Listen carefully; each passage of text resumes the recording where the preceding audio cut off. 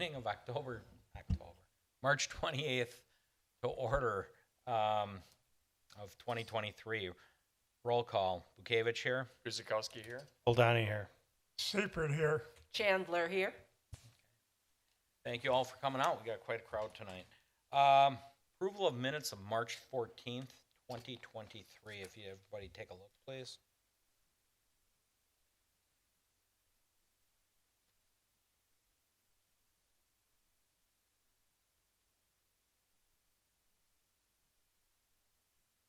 And whenever you're satisfied, there's no discussion, errors, or omissions, we'll entertain a motion.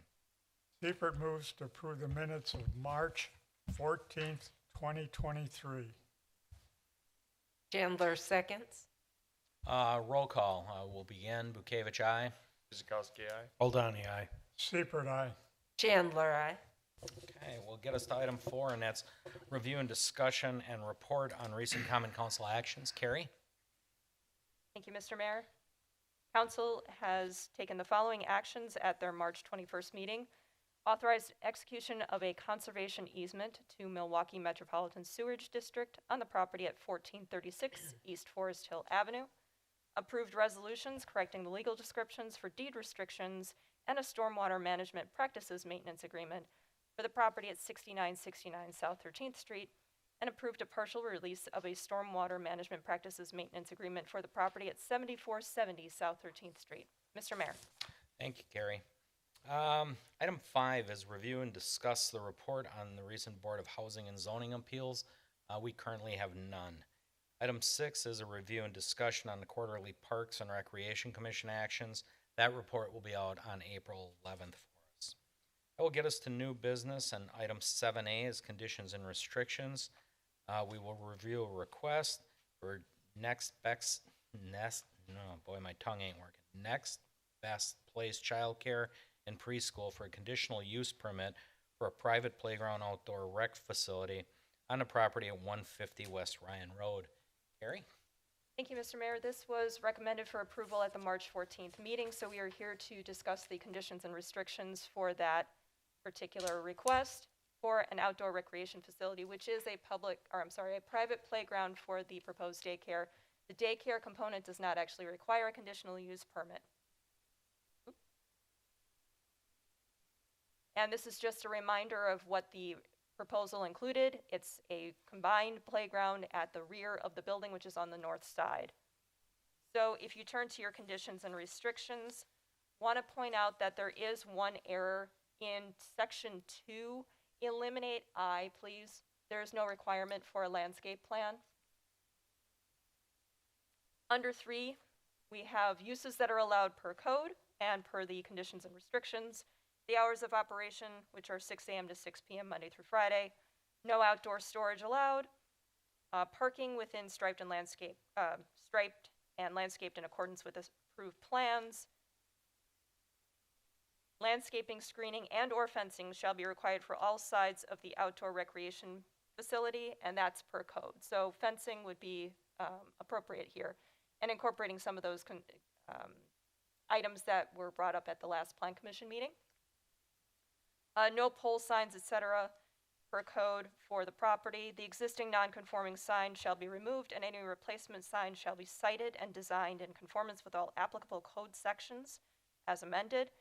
This is a carryover from the prior review of the property whenever an unrelated conditional use permit was brought forward to the Plan Commission. It's an existing site condition. G, the dimensions, location, and screening of appropriate solid waste and recycling collection units shall be in conformance with section 170506 of the Municipal Code. That again was something that was brought up in previous reviews. It is something that is required per code. Section 4 goes into parking. Those parking requirements are per code. There are no additional requirements. The removal of the non-conforming asphalt is not something that is required immediately. It is something that we want to put into the record as being required by the landowner and should be replaced with landscaping over time. Section 5, lighting is required per code. Section 6 are the both dimensional requirements and setbacks. Time of compliance is 12 months from the date of approval by the Common Council. If there are no questions regarding those conditions and restrictions, there is a suggested motion for Plan Commission consideration. Mr. Mayor. Thank you, Carrie. Before I go to the commission, I see we have the applicant up. Thank you for coming out. Would you like to say a few words or just kind of? Didn't know if I was supposed to. No, that's a good thing. So if you want to say a few words, we'll need your name and address, or you can wait on questions, then we'll need your name and address. So, My name's Kathy Smigelski, address 3701 West Holmes Avenue, Greenfield, 53221. okay. You just want to wait on questions, or you want to make a statement? Of You any- can go ahead and do what you need to do, and then I'll. Okay. We'll start right down the line. Chris? This is a good use here, and I have no concerns about it. Okay. Don? I have no questions. Okay. Fred? No questions at this time. Chauncey? No questions, thank you. Okay. My only one is the time frame on 4B to transition the asphalt to landscape. It's just over time. Is that time a decade, a week, a month, a year? Actually, I already looked into it. I'm going to be having it done soon. Oh, well, that totally answers that, I guess. Didn't want to put that in the conditional use permit on a time frame because it's not actually related to this particular conditional use permit. It's for the property. I guess I'd like to at least put a time to it, even if it's a year. You know, it's bad time of year and it's a new business going in, so I wouldn't expect them to, you know, they have probably bigger fish to fry than that right now. But it would be nice to put some kind of like a year on it. My recommendation would be 2 years. 2 years? Okay. Just so it's in writing. Okay? Yes. Okay, this is all new for me, so I'm not quite sure how to go ahead and follow the guidelines, conditions, and restrictions regards to the sign, the monument. Okay. You're in luck because we got some of the best in the business sitting just to your right over there. Oh, yeah? They can really explain it well. That would be Carrie. Okay. Okay, all right. And they can help you through it. And signs usually come through singularly on their own. Correct, Carrie? Right, so the requirement in here is basically saying that the existing pole sign is no longer in conformance and it's lost its non-conforming status. So it needs to be removed and replaced with a conforming monument sign. Or, if the applicant so chose, we could also entertain wall signs on the building itself. Something that we can talk about, just getting your plans together and things like that, but that is a requirement. It was brought up during the last review on this property. It is still a requirement, unless the Plan Commission determines otherwise. But typically you'll come back specifically to our planning department and you'll say, I want to apply for a sign. They'll tell you what you can do, pretty much what Carrie just said. And then you can work with your sign people to price out which option you'd like to go with and what you feel is most valuable to your business. Good. Okay. That's it. No further discussion? Okay, motion on 7A. Seifert moves that the planning commission recommends that the common council adopt the conditions and restrictions as part of the conditional use permit for an outdoor recreation facility playground on the property of 150 West Ryan Road after a public hearing. Guzekowski will second. Roll call, beginning with Chris. Guzekowski, aye. Oldani, aye. Seifert, aye. Chandler, aye. Gavich, aye. Okay. That will get us to 7B, and that is a review of conditions and restrictions by the Oak Creek Residence LLC to establish a residential planned unit development on the properties at 9102, 9120, and 9140 South 27th Street. Carrie? Thank you, Mr. Mayor. This was also recommended for approval at the March 14th meeting. This is a residential planned unit development for single-family attached, so basically side-by-side townhomes. The CSM and rezone were approved by the Common Council in September of 2020. And just as a reminder, other reviews would be required following PUD approval. This is the concept development plan that was reviewed at the last meeting, and this is the plan that would be presented for council approval along with these conditions and restrictions, which are as follows. Under Section 2C, Homes constructed within this plan unit development shall be of the 3 approved designs that are included in Exhibit B. They are the 3 designs that were presented at the Plan Commission meeting on the 14th. Under J, master landscaping plan will be required for the entire development, and they have presented a conceptual landscape plan. Under Section 3, there shall be a maximum of 10 single-family attached buildings with a maximum of 36 attached units, so 36 units and 10 buildings. Each unit shall have an attached 2-car garage. Per the request for a modification, 3B is asking for attached garages to be constructed per the approved designs in Exhibit B. In other words, the request was for the garages to exceed the facade allowances. So they are more than 50% of the facade. And if we refer to the exhibit, that shows basically what they are allowed to construct.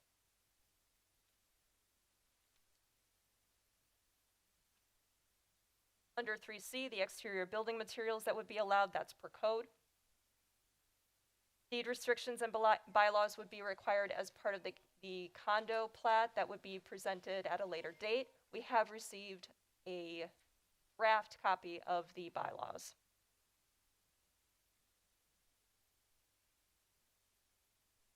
Sections E and F are related to accessory structures. One is for the gazebo, and the other is for the overlook deck pavilion.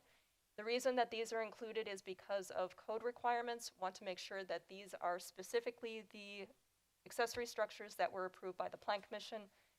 Technically, they are a little bit larger than what would be allowed by code just by permitting.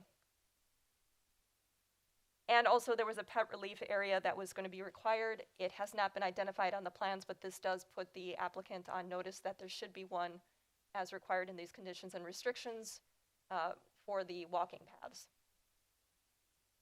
And as a reminder, removal of snow and the private roads, the paths, and the trash and recycling collection, those are all private. Under Section 4, access to 27th Street is per the Wisconsin Department of Transportation, so those approvals would need to be copied to the city. A reminder that there is a minimum requirement for a 2-car attached garage per unit, and that there is a requirement to maintain a 20-foot clear span. That's for the road itself. That's required for emergency services, and that needs to be at all times. Section 5 requires lighting by code. Section 6 refers to impact fees that would be assessed for the development. Section 7 gives the bulk dimensional requirements and setbacks, and the time of compliance is the standard 12 months from the date of Common Council approval. If there are no questions, there is a suggested motion for consideration on the screen. Mr. Mayor. Thank you, Carrie.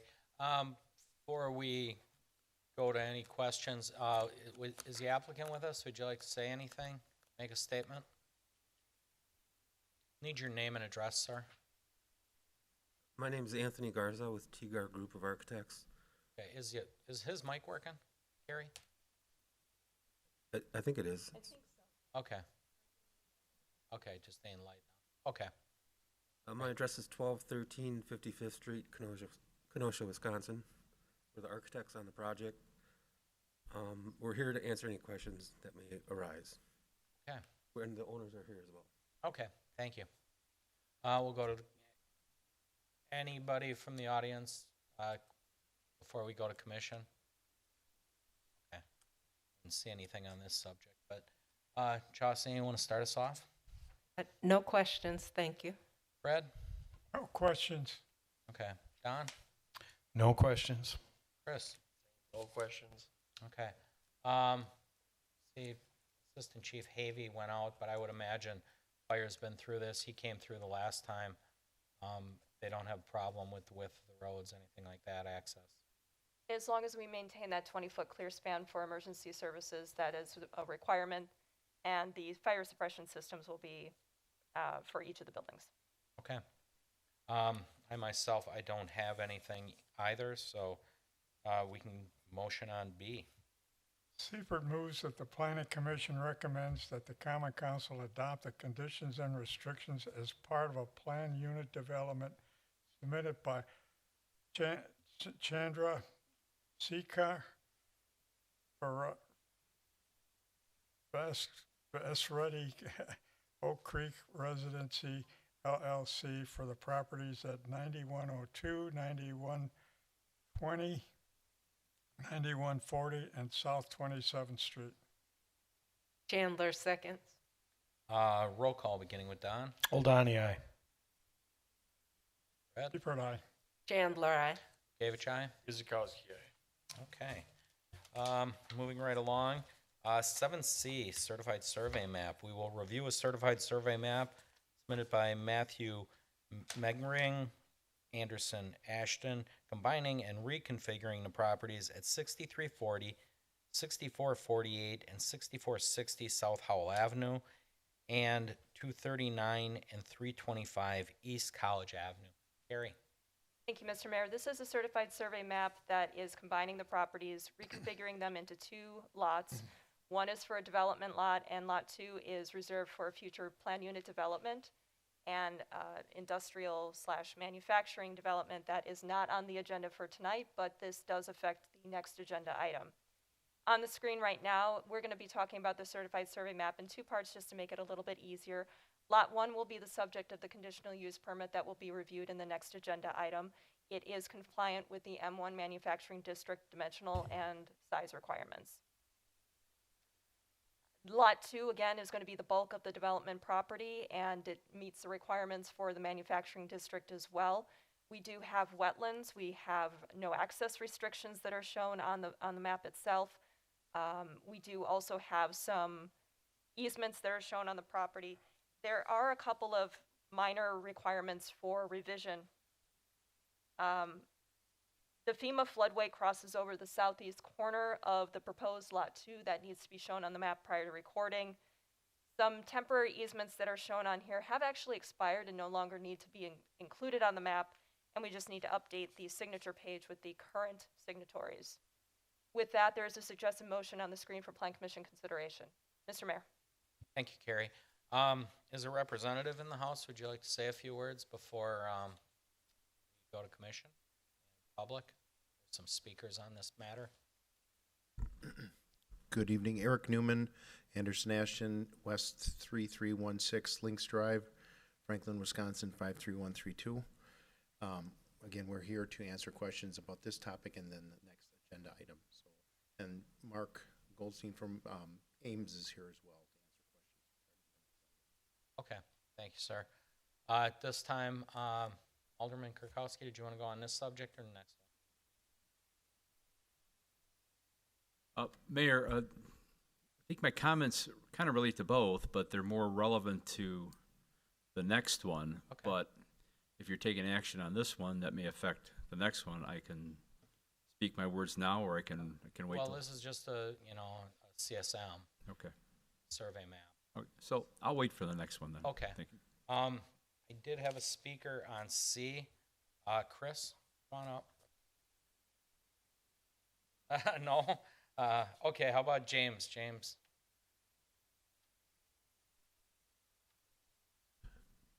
Good evening, James Byer, 320 East Jewel Street. So I guess I'd like to know, because this is the first we're seeing this, obviously from the mail. So what type of manufacturing, especially when they mention heavy manufacturing? What are the hours of operation? What kind of trucks are going to be involved in obviously moving product if they're making it there? What about the noise, the lighting?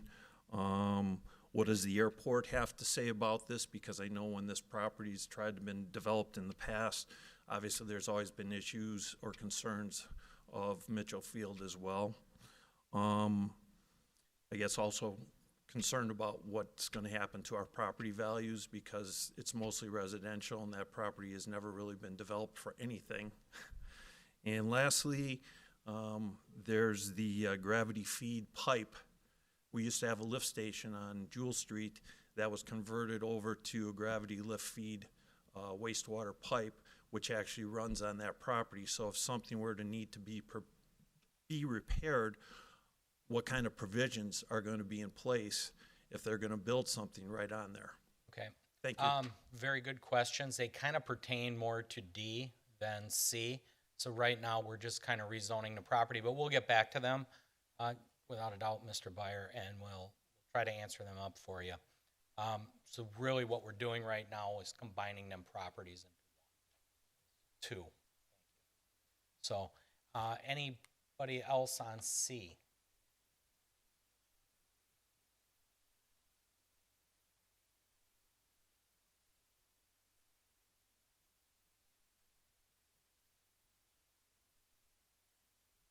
Chris Jazeski, 143 West College Avenue, Oak Creek.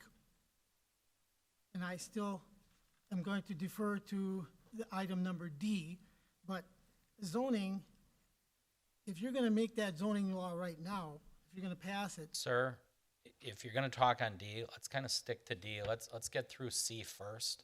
I don't want C to happen. Okay? So, okay, speak your onions, go ahead. A lot of stuff here, but I'll keep it down. Okay, Right, yeah. You're gonna put bioretention ponds in the middle of a wetland catchment basin. This is wrong. Last week in New Berlin, there was an oil spill seeping into a retention pond.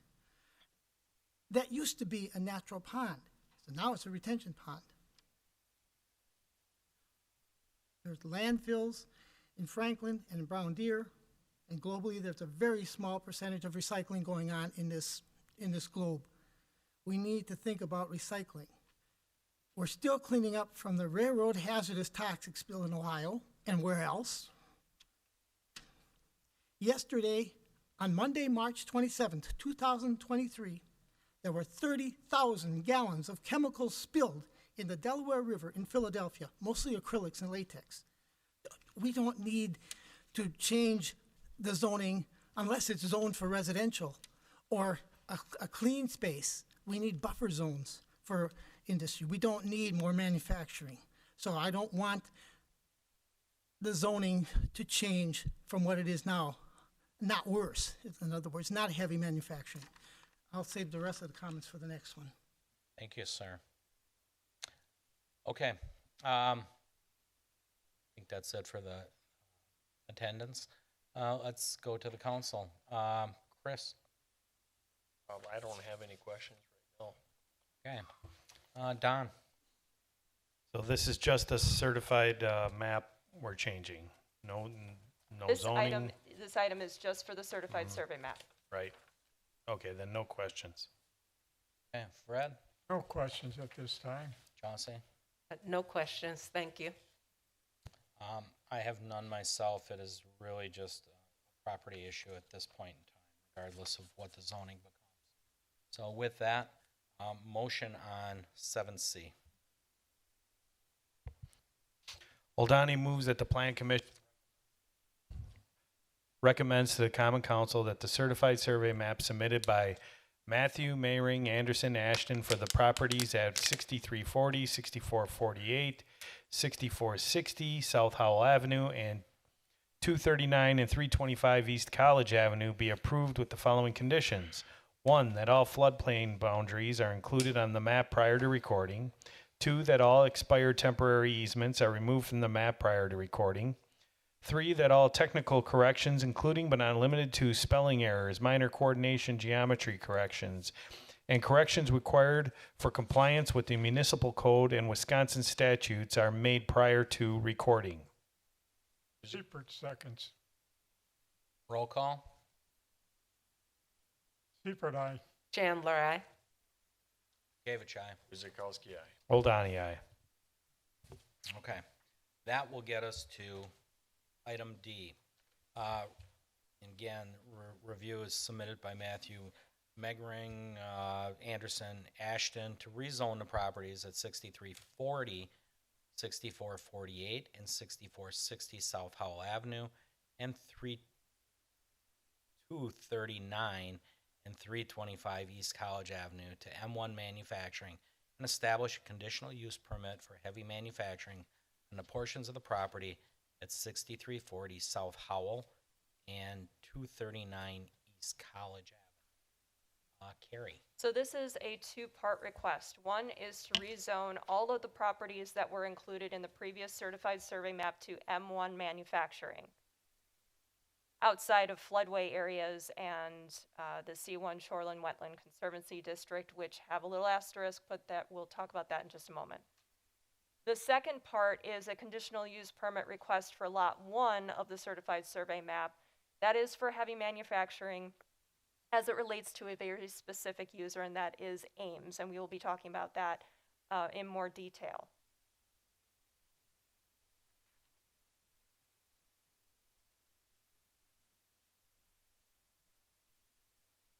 So the again, just rezoning is to M1 manufacturing outside of those environmental areas.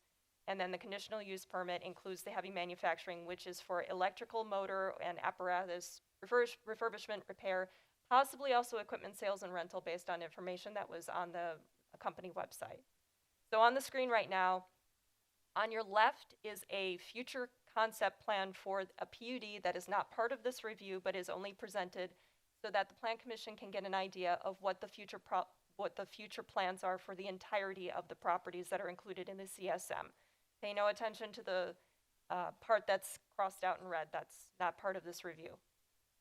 On the right is all of the properties that are subject to the rezone request.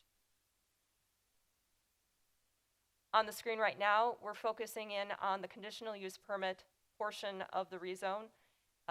This is for Ames. This is their conceptual site plan. This is for the Lot 1 corner. They are proposing an 80,000 square foot building.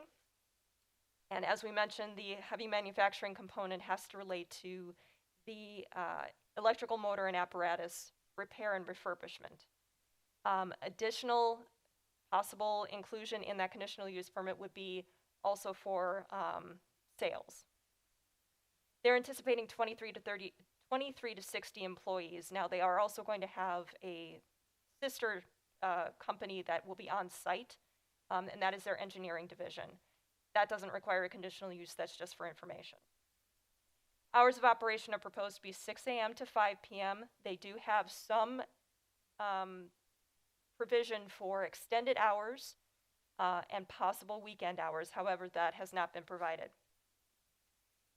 As part of the conditional use permit, they did provide some information regarding some of the components of the conditional use pertaining to the operations themselves. They do use paints and solvents and gases and oils and similar kinds of things that were part of the information provided to the Plan Commission.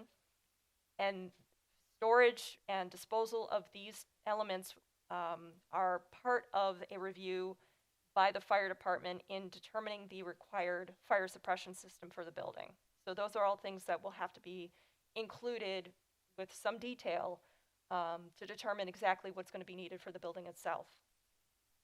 Now, this is not a review of the site and building plan for this property at all. And any kind of recommendation for the conditional use permit is not an endorsement of any site architectural, landscaping, or lighting plan that will be required as part of the final conditional use permit. More detailed reviews of any plans required by this permit will be conducted by staff and the Plan Commission subsequent to an issuance of a conditional use permit and accompanying conditions and restrictions if this moves forward. Access to this property and to the rest of the future PUD will be by the road that is shown, and that access is off of College Avenue. There is no additional access to Howell Avenue. In fact, the CSM and this conceptual site plan include access restrictions per DOT along Howell Avenue. And minimum parking requirements, one for every 1,500 square feet, which would be a minimum of 53, and screening would be required for that and the loading dock areas as well. But again, that's part of future site plan review should this move forward. It does appear that the combination of proposed parking and future parking has the opportunity to meet that 53 minimum. If there are no questions, there is a suggested motion for consideration on the screen. Mr. Mayor. Okay. Is there an applicant from Ames? Anything you want to mention on Ames? Before we go, I have some public speakers that would like to express their opinions. Again, Eric Newman, Anderson Ashton. I said my address earlier. Good evening, Mark Goldstein. I'm the president of Ames. Address is 5850 North Lake Drive in Milwaukee. Okay. Anything you'd like to say regarding the business, or, there were some questions asked earlier about item D, even though we're on C. Sure. So our business is really three different business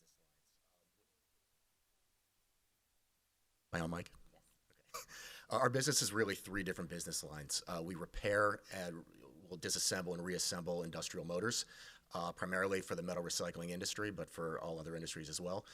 We'll work on electrical equipment like transformers and breakers. We'll go on site and do that. We'll bring them into the shop and do that. And the third is controls engineering, and that's currently our sister company down in Cedar Rapids, Iowa. We bought them and are expanding them, and we'll be adding a team in Milwaukee as well. Okay, with that, I'll invite the alderman up, and then we'll go from there with speakers that have dropped some notes here. Thank you, Mayor. First off, I have a resident, Kenneth Hagerty, Hegerty, lives on Jewel. He sent me an email. He was intending to be here tonight. So, with your permission, I just want to read his email. And some of the information in here is dated, or I don't know the dates of some of his comments. So, it's just, it is what it is as I read it. He said, "Hi, Stephen. I and my wife are sick and cannot attend tonight's meeting. Just a few of my thoughts that I would like to share if I were there. The intersection of College and Howell on every master development plan is known as the gateway to Oak Creek. It is totally wrong to put a heavy manufacturing plant on that corner. There are closed and vacant areas in both the North and South Branch industrial parks suitable for this business." And he talks about if TIF 10 is the reason for this would be the second time this property received it. They can't be right. Also, the TIF 10 guidelines only allows for light manufacturing. Off point for a minute. I don't think it has anything to do with TIF 10, but Actually, we can't TIF anymore. Right, So and I understood that's that. irrelevant. He just, Yeah. if you can express that to him. Sure. The large building at the very east not only borders a county nature preserve, but is 70 yards from the FedEx airplane crash site and 250 yards from the Midwest DC-9 crash site. Also, the airport has a maximum height restriction of all close buildings. The total development should not be zoned M1 in block. The zoning is very broad and could cause environmental concerns. Each project should be viewed individually. Oak Creek is now in a position that it can be more selective in its development. This is the most serious. The southern portion of this area was for a long time an industrial waste dump site. This includes the lower area owned by Stromowski. There is a flow of caustic liquid from the southeast corner of the property. I took a sample to the meeting at City Hall and was told that I wasn't qualified to collect a sample. I took the interim city engineer and assistant city planner to the discharge area and took the sample. When we took the sample to get tested and the results are serious, any official wanting to review the test results, I have copies. He also made mention to Mike Simmons, but Mike is no longer here, so I didn't want to mention that because it was irrelevant to tonight. I know that there is a worry at City Hall that Oak Creek could be liable for allowing this unlawful dumping, but that is nothing compared to the cost of cleanup after excavating turns up the full extent of the environmental problem magnitude. I also took State Representative Hanadel to the discharge site to try and get state input. All he got from that walk was a pair of damaged dress shoes from the sludge. And Kenneth Hagerty lives at 300 East Jewel. So those are his comments that he would have made had he been here. My comments as the alderman in that district is that we have been, as a city, wanting to develop that corridor right there at College Avenue into something that really showcases the city of Oak Creek. I mean, when you're coming from Milwaukee into Oak Creek, we want something there that kind of makes it shine. You know, we're Oak Creek. Now, we tried the hotel, and for a number of reasons that didn't go through, but that would have been a nice view because, you know, there are a lot of hotels and they're doing quite well, and hotel would have been nice. Then there was the self-storage facility, which not so great, but the landscaping and the architecture and everything looked nice. So I agreed with that. That was going to be a nice addition as you come in Oak Creek. They had to work around the wetlands. And then the last option that fell through for, I don't know why, but Speedway was going to, I understand, abandon their building on the northwest corner and build a new facility on the southeast corner. That fell through, but Speedway would have been nice. I mean, it would have been a nice addition. But I can't think of a better business to come into Oak Creek that would be better suited for our existing industrial parks than an engine manufacturing facility. I can't think that would be a nice thing to see as you come into Oak Creek that we're trying to develop. We have industrial parks for just this type of industry. And I object, and I will not support the rezoning of this property to heavy manufacturing. Mr. Hagerty is correct. We are in a position to not say pick and choose, but be selective on where we want certain businesses to go. And we have IKEA right off the freeway. We waited for the right businesses to come to 13th and Drexel. Milwaukee Yard is, by golly, they're hosting a national cornhole tournament, and that's going to bring a ton of people into the city. You come off of Drexel, and now you have the signs on the freeway to get people into Drexel Town Square with the restaurants and the gas stations, and we anxiously awaited Texas Roadhouse, which is just busting at the seams every night they're open. So we're being selective because we want the right business in the right spot, and I believe the right location for this business, and I welcome them to Oak Creek, but I again state that they belong in one of the industrial parks that we've created for such businesses. And if you have any questions, I'll be willing to answer them, but that's what I have to say. Okay, thank you, Steve. Thank you. Appreciate it. Next, Chris. On C&D, you want to finish up on this one, Chris?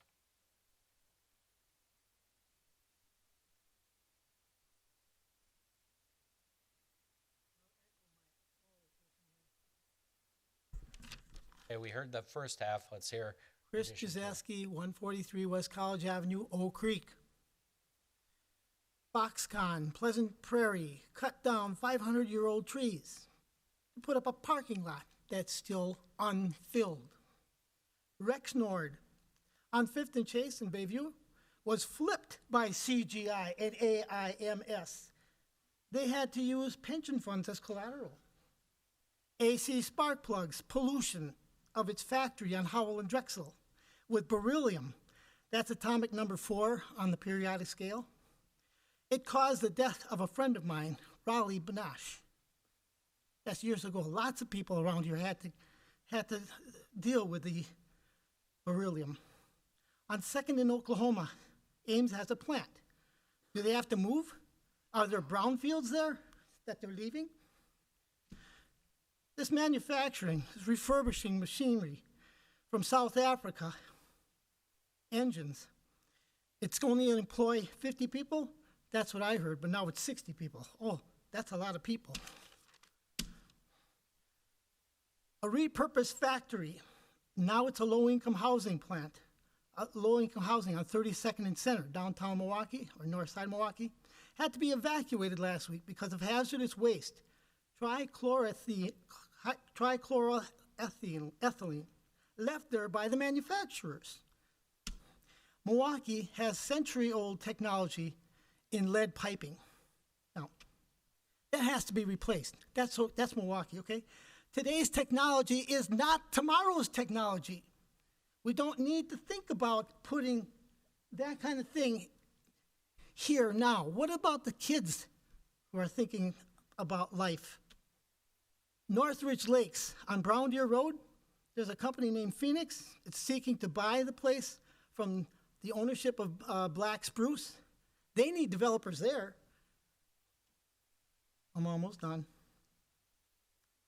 Are there municipal bonds issued by Oak Creek to cover the cost of future generations' needs? The needs that are not manufacturing needs? Yesterday, Monday, March 27th, 2023, another mass shooting occurred in Nashville. 3 children were killed. There have been 130 U.S. mass shootings since January, 3 months. 3 months, 130 mass killings in the United States. 49 years ago, March 28th, 1979, 3 Mile Island had a meltdown. Okay, what are you giving your children? What are you thinking about? We need that open space. We need the corridor of the wetlands to buffer what we're doing already. We don't need another manufacturer to come in here and say, this is fine. Are we going to clean up? Who's going to clean up the mess that's already there? Who's going to clean up the next one? Don't build here at all. You want an open area so that Milwaukee can see Oak Creek. That's a real creek, and that has real oak trees. Thank you, Chris. Okay, that is what I have on my notes. The other speakers are on other items. Sure, well, I was going to try to answer your questions, but come on up, James, for sure. Finish up your thoughts, because I tried to jot notes down. No, I understand. So I just want to say I concur with my alderman 100%. With regards to that, I think we have enough industrial park space that that business could be moved somewhere else. And as Ken Hagerty's neighbor, because we live right next door to one another, I've lived there since 1968. I can tell you, as a kid, I would see all the foundry trucks that would be dumping all the extra residual from wherever that was coming from, not only up on that property, but on the property directly behind our homes. So what he's telling you is the truth, because I was the one that took the sample to have it analyzed. And there were chemicals in that sample. That, at the time, the mayor did not want to discuss. It was discussed behind closed doors. So, there you go. Thank you, James. Okay, Jossie, want to start? Surely. So a quick question for you, Carrie. What is it zoned today, this area? Some of it is zoned M1, some of it is zoned B4, some of it is in the floodway, and some of it is currently in C1. Now, put a little asterisk there because the wetland delineation has determined that there may not be wetlands in the area that we show it as C1. It actually crosses the property line just slightly. That needs to be reviewed by the DNR, and then it would have to go through a separate rezone process, is my understanding from talking with the DNR representative. So M1, B4, FW, C1 for now. Okay, and just for clarity, with the information we have, it looks like the applicant is identifying there is no heavy manufacturing. Staff recommended the conditional use requirement. We didn't agree, but we said we would go through the process because we don't feel we are a heavy industry, but we're here to discuss that. Okay, so Carrie, just for clarity, can you provide a little more information on why the M1 focused in on heavy manufacturing? Based on the information that staff received, staff felt that it met the definition of heavy manufacturing per the code. Okay, and so can you provide, I know you gave an overview of what will happen there. Can you just give us more information of what those things mean? Sure, we're not with really the building any. repairs and all. Sure, we're not building anything from the ground up. We're not manufacturing anything. We have motors come in. Most of our customers, as I mentioned, are in metal recycling. The motors that run their shredders will come into our shop. We'll take them apart. We'll clean them, put them back together, test them, and send them back, or put them into storage. That's it. In terms of things with breakers, that's usually rebuilding them on site or in the shop. But again, they're ones that we're pulling out of our customers' facilities, bringing down to us, rebuilding and sending out. And the transformers are all city light transformers for the city of Milwaukee. All those cans that when they go out, we have them sent to us. We rebuild them and send them back. We're not really building anything of our own. It's just it's repairing things that come to us. And my next question, so can you provide more information on why this location was selected versus an industrial park or other location? The other locations that Oak Creek has available did not seem to be received well by staff and the city in previous discussions, and the use you're looking for in those locations. I can answer a number of the questions that the citizens brought up. Oh, if you could, I kind of got a list. Love So, to do that, so the hours I think you hit, Mhm. that was 6 a.m. to 5 p.m., occasional weekend work and things of that nature. Kind of manufacturing, obviously, motor rebuild, electrical equipment rebuild. Lighting was an issue, and you'll have to meet city code on that. Go ahead if you want. So I'll go down the list of, I've jotted these Oh, down. you did so- too? So I've Great. got, I've kind Take of go over. random order here. First off, the Ames that was referred to isn't this Ames that the other citizen spoke of. We've been at 235 Oklahoma. We've been at 235 Oklahoma since the company was founded. We haven't been anywhere else. There is another AIM we're aware of in town. That's not us. Okay. That's one thing.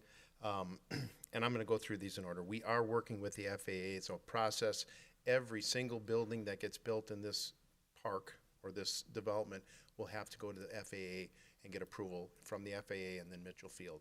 We talked about doing it globally for the whole site. The FAA doesn't allow that, so we're working on just Ames building. But as any of these other properties or any of the other projects come to fruition, they're going to have to go through that application with the FAA as well. So that is in the works. And we're aware of the height restrictions and the process by which you deal with the FAA and then Mitchell Field and so forth. The second thing is we do have a wetland delineation and approval to fill the little bit of wetland that is in the M1 corner parcel as part of this from the DNR. So that has been approved of for probably about at least a half a year now. The other areas that I think are being referred to are on the east end of the property, which will be part of that whole recording of the CSM. So that will be addressed there, and we're not asking to fill those or change those. The second thing is we have a very extensive cleanup plan in place for the foundry sand and all the materials that are bad that are on this whole site. We have professional engineers, we have test borings, we have all kinds of documents and a game plan of how we can clean up the areas that the people are talking about that are bad. And So you've been through a phase 1 and 2. yes, we have a full plan in place for how we have to do it, and it's actually a little bit crazy because you can't transfer from one site to another, and there's all kinds of restrictions. So we have done our homework on that and are going to be cleaning up that site, and it'll end up in better condition than it is now.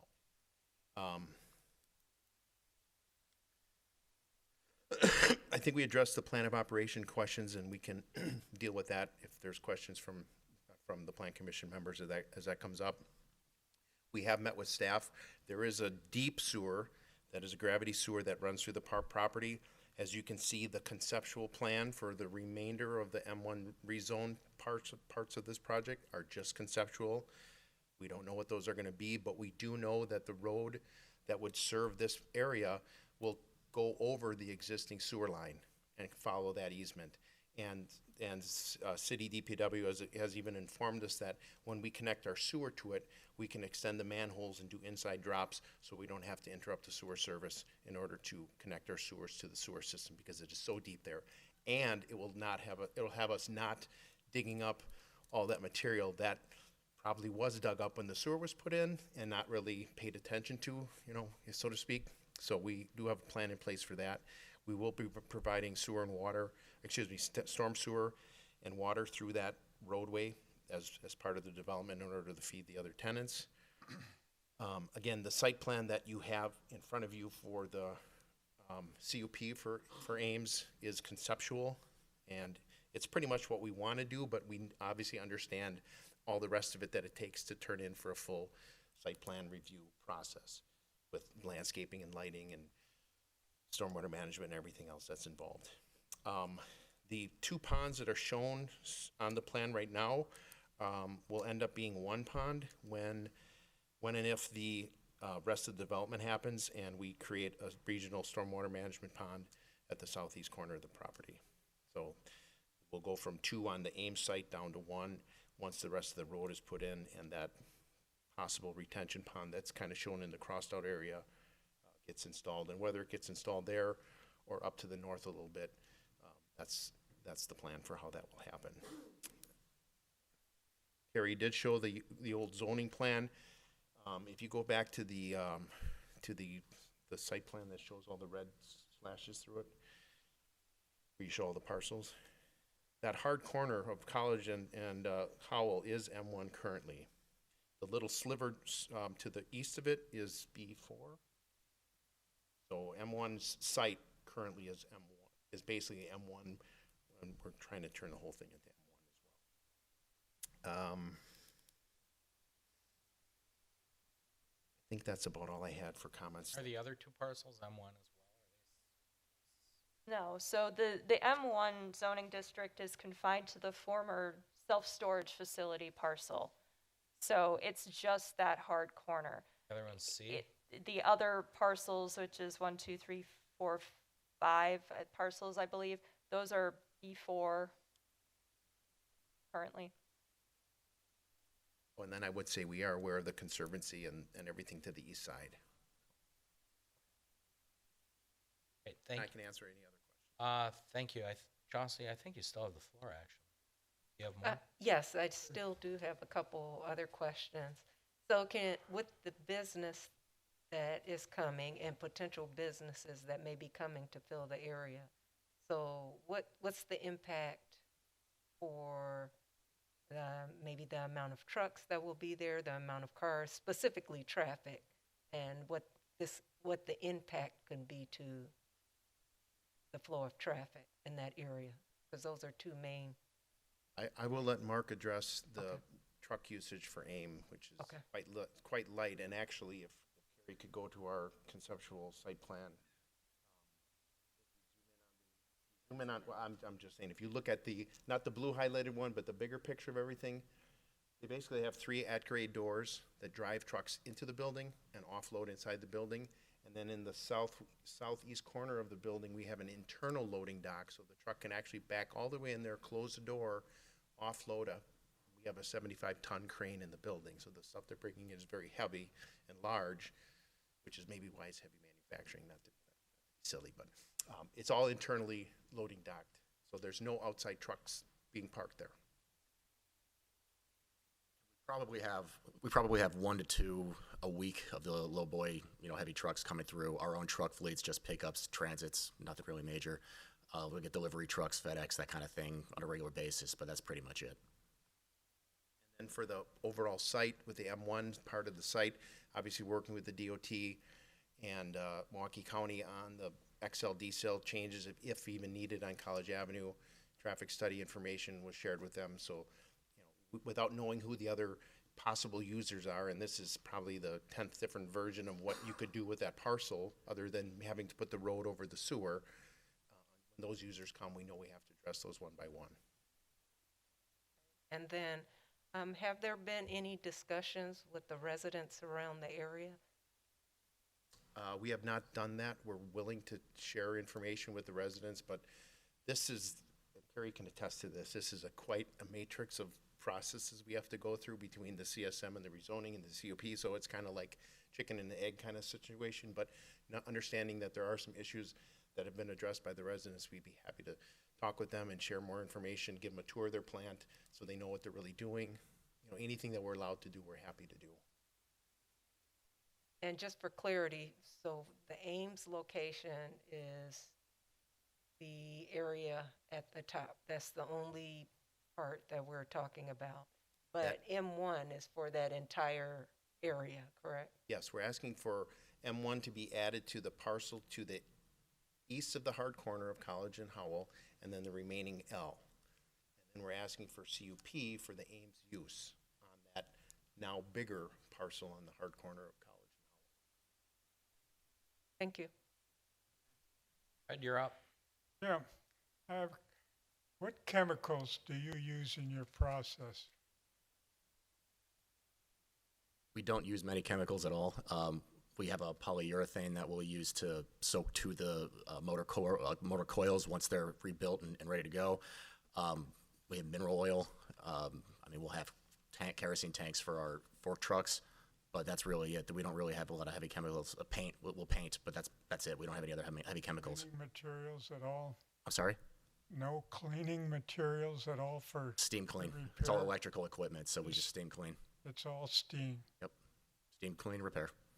Okay, what size is the electrical motors that you repair? Are they small, big? They're very large, so on average, they're probably 30 or 40,000 pounds. They'll go up to 120, depending on the size of the shredder, of the car shredder that it operates. Thank you. You're welcome. Thank you. Don, floor is yours.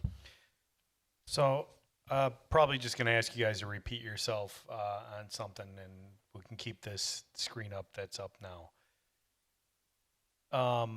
Immediate development plans. You're looking for just the corner. Did I understand that right? This concept of the whole entire U-shaped with multiple buildings.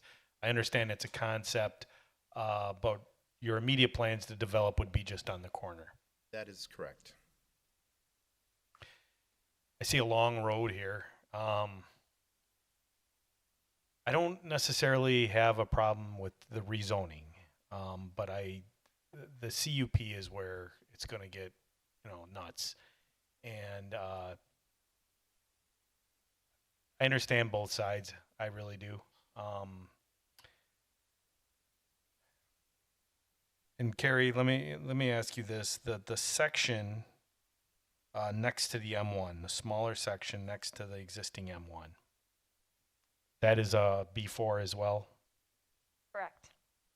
Has it been thought about rezoning in phases as the development goes? When staff met with the applicants, we understood that there was a timing issue.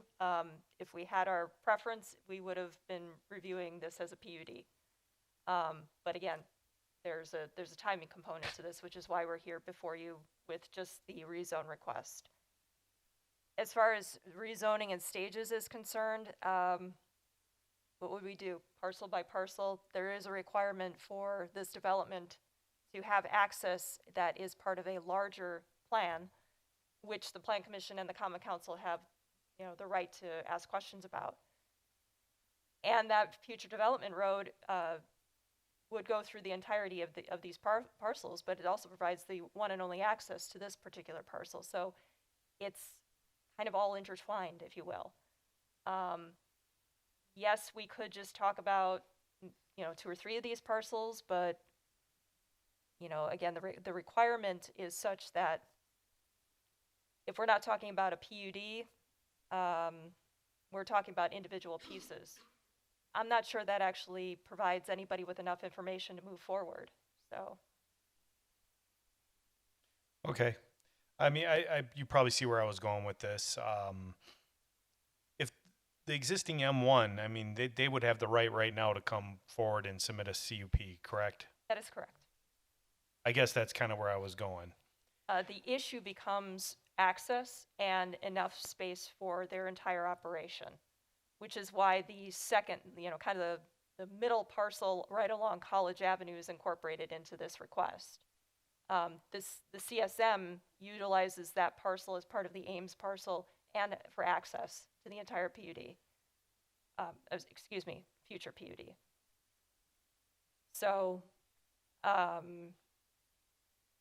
that kind of puts us in a certain process location for this. So again, we're not talking about a PUD. We're talking about zoning for future PUD for access and for the overall site development, which incorporates a little bit more than what is already zoned M1. Yeah, I get it. I normally I wouldn't even be in favor of talking so much about the uses on a rezoning, but obviously this seems a little bigger than our normal rezoning. So I personally don't mind talking about it a little bit. The access, could they not still access the M1 without rezoning? So you're developing on the M1, the rest of the land is still zoned as is. Do you understand what I'm saying? I understand what you're saying. The reason that we're incorporating the other parcel for this is so that we have one consolidated access point on College Avenue. There may be concerns from Milwaukee County, I'm not sure if that came into the conversation or not, but having multiple access points along College Avenue is probably not something that Milwaukee County is interested in. So having one consolidated access point for what would be the entire PUD off of College Avenue is actually preferable.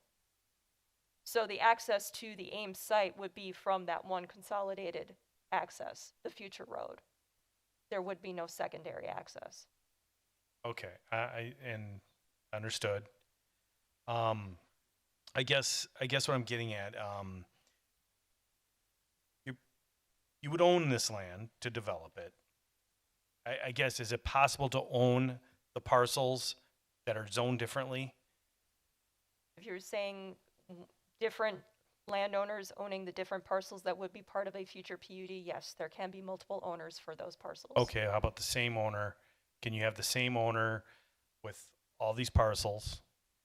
That's and the way it currently is. without being rezoned? So the access, Yes. I guess what I'm getting at is, what would you need more access for? They own the land, they use that access as they see fit. You can only develop where it's an M1. Because we do not allow developments across property lines. Aha. Okay, so that kind of, I'm sorry. So what we're looking at here, would that be the M1 property plus the little bit, or is that all the way to the east? No, it's basically two parcels. Yep. Okay, could you go back to the other one? So I'm sorry, right here. So this bigger one, when we're looking to the east, that's with the parcels together, correct? Or is this just the M1, the current M1 we're looking at?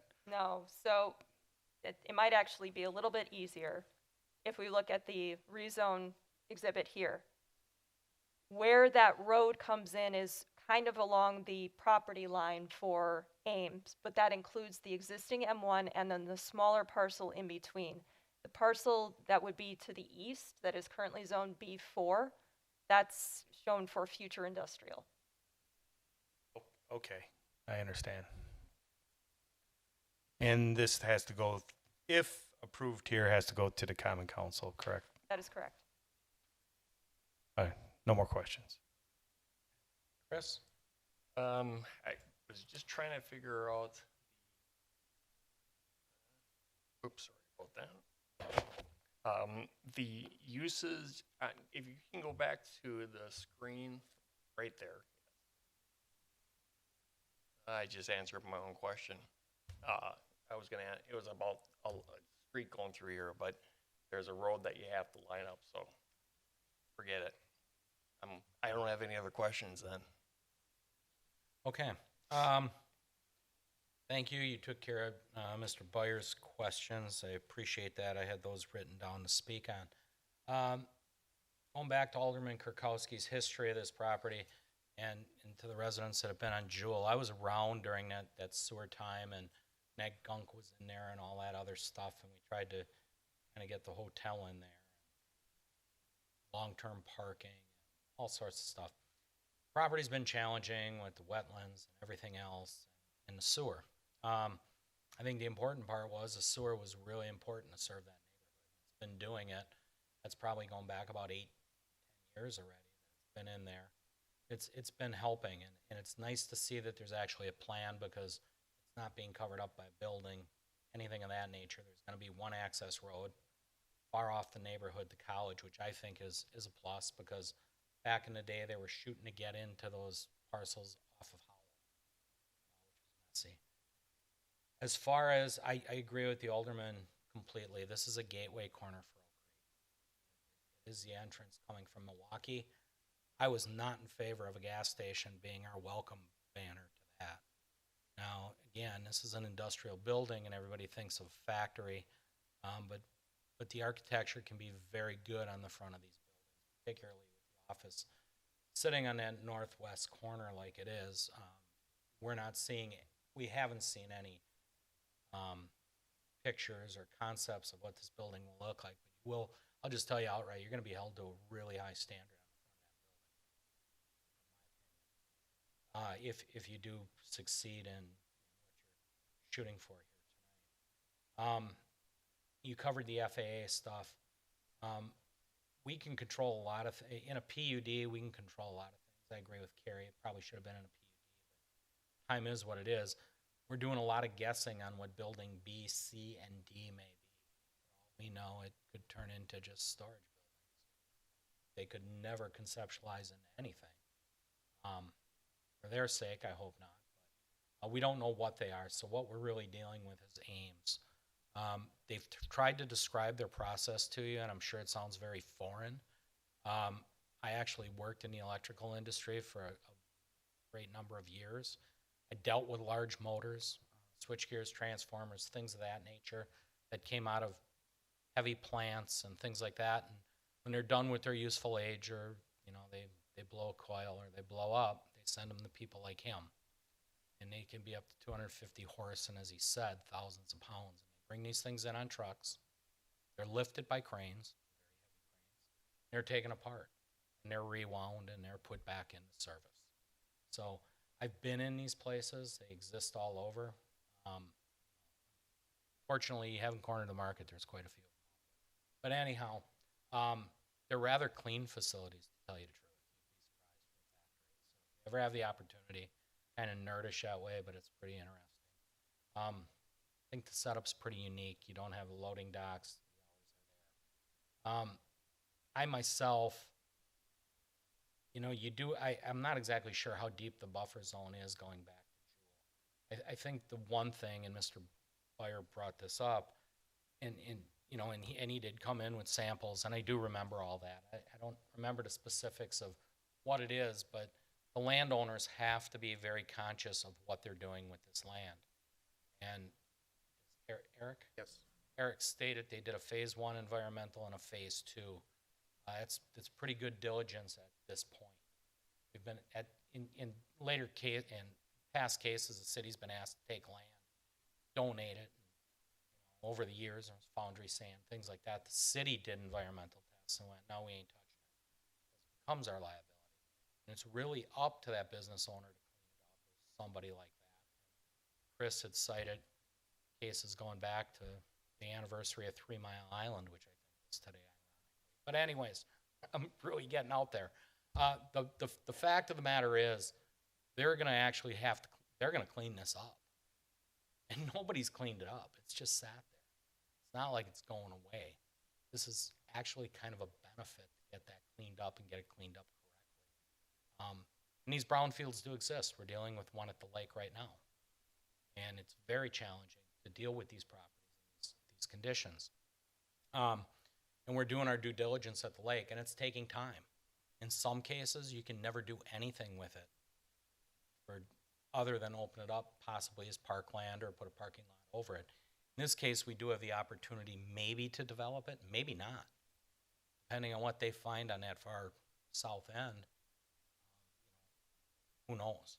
So, I'm willing to work with them on that. I'm okay with it, but like I say, I just, not a threat, just expectation, I'll call it. Building, we want it to look like a really nice, professional industrial building going forward. And we do have standards to do that, which we can work with. And if you've gone through Oakview Business Park, you'll see some of the buildings there are really nicely constructed. They're not the tip-up tin factory buildings. Everybody remembers what Delco looked like. Big blue can is what it was. They really ain't constructing that way these days. So, we'd be looking for that. I guess that's kind of my comments. I don't have a ton of questions because a lot of it's in flux. I get it. But I would like to invite our Assistant Fire Chief up. Any comments that we may be missing from their perspective, because we're talking about a lot of stuff that falls into their realm. If I could make Yes. one more comment to address some other things. One other comment that was brought up is currently Ames leases their building from Meagle Development on Oklahoma Avenue, and they would own this piece. That's important to them to own it and not be a tenant. I would agree That was with brought that. up about, I would agree with that, and I've worked in that complex, and that's a very old complex. And I mean, Cyrus was in there, and geez, who was the mining company? Metso was in there. What was Rexnord for like a zillion years? Yeah, that's a mess over there. But anyways, that's the other hopefully reason they've for it. cleaned it up over the years. We actually bought the business Ames back in 2020, and this was always part of the plan. Was we were going to rent for a few years in the existing building, and then find a new place to go to be our new home, so we could really grow. Yeah, That's what we're looking at now. you know, to Chris's point, that would probably be a very challenging site to redevelop. Anyways, Mike. Mike Avey, Assistant Chief of Fire. Good evening, Mayor, Commissioners. So our review of the initial concept plans and fire department access for the site, we did look at some of the road access that did get changed and modified, so we had that. The other part of it is really the hazard commodity classification for a suppression system. So as more of specific details are known, that's something we would look into. As we mentioned before, the interior of the building is designed on what their operations are going to be. So storage of any materials they use, you know, that system has to be designed and conform to code based on a classification of the products they're used or what their operations are. So knowing that, you know, these are heavy machines, the combustibility of the primary store or use or what is going on in the site doesn't appear to be that significant of a risk. It's what if the products that are used or what their processing is, maybe, you know, the risk that needs to be evaluated and how that suppression system is designed. So, you know, once you get to that phase of the layout or look at the building, because that's getting a bit far ahead, that's where we would make sure that the code conforms to what the layout and what the building owner or tenants are laying out as this is the process they're using, and it's designed to fit that. Thank you, Mike. I've got a question for the chief. Can you define acetone? Is it a chemical? Is it a non-toxic material, non-flammable? So great question, Fred. You know, from looking at what the code would be, but that's something that we refer to in a table, you know, see how much that product is in there and what that is classified as. Okay, I'm just questioning. I would look at it as a flammable material. So there's certain mixtures, or, you know, the tables will tell, you know, that's what we refer to code, because there are a lot of different compounds or mixtures, or, you know, UL listed product. We have to look at that because that table will tell us, you know, the flammability profile of those chemicals, because there's various products out there that they're, you know, may have a different combustibility factor or ignition temperature compared to another product.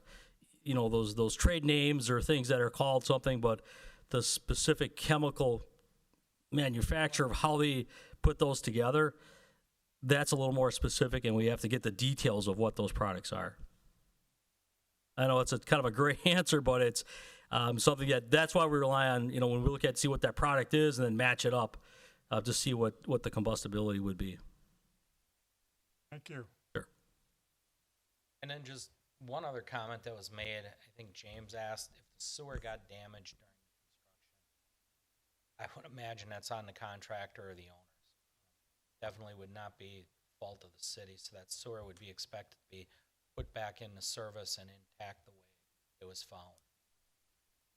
Yes, actually, and we did have some meetings with staff, and I commend Carrie for helping me through this because it's quite a matrix. But yes, we did meet with TPW, and they are the ones who shared the information about how to connect to the sanitary sewer so that we're not getting near the sewer. We're basically bringing the line in, dropping it down the manhole, and letting it get into the sewer that way, so we're not accessing the actual sewer. James, it looks like you wanted to say one more thing.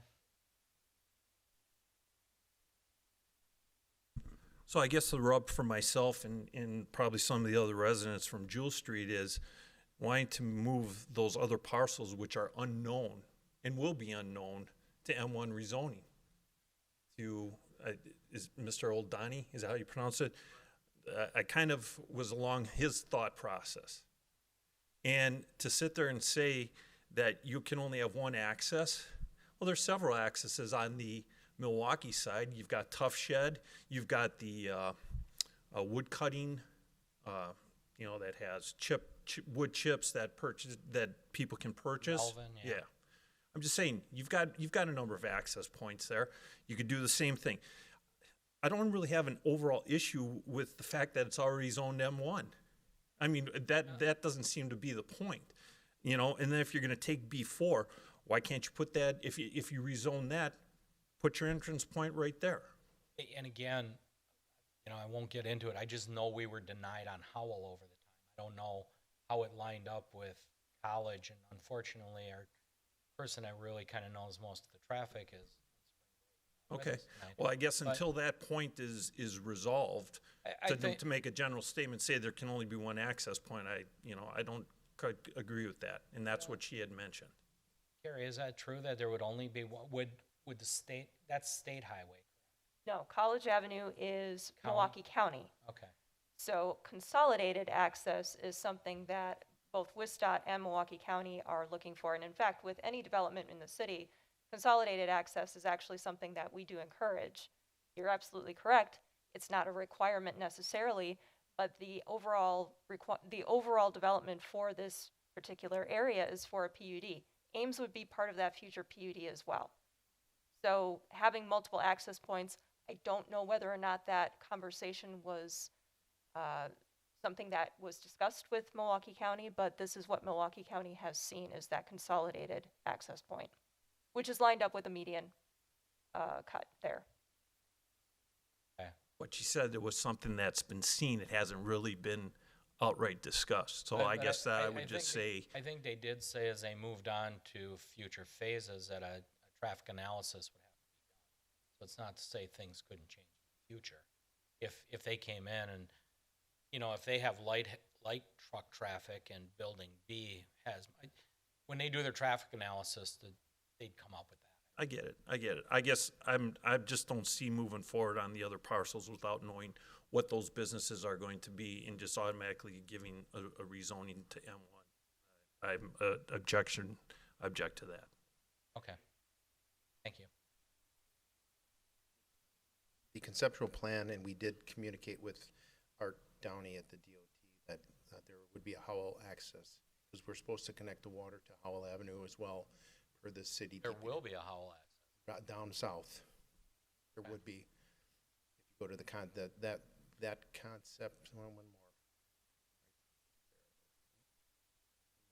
Oh, you know That's what? what we I have. stand corrected. We couldn't have it on the corner. Can't have it at the hard corner, but Art at hard the corner, DOT we couldn't. okayed the lower area, and if that parcel to the south comes in, and combine accesses with Stromowski and all kinds of stuff, that would be very beneficial to stay with just one access point there. And the city's asked us to connect the water to Howell when that road goes in. Okay. Steve, last word. Thank you, Mayor. I'll keep it short. I think Representative from Ames kind of made my argument that great company, wrong location, industrial park.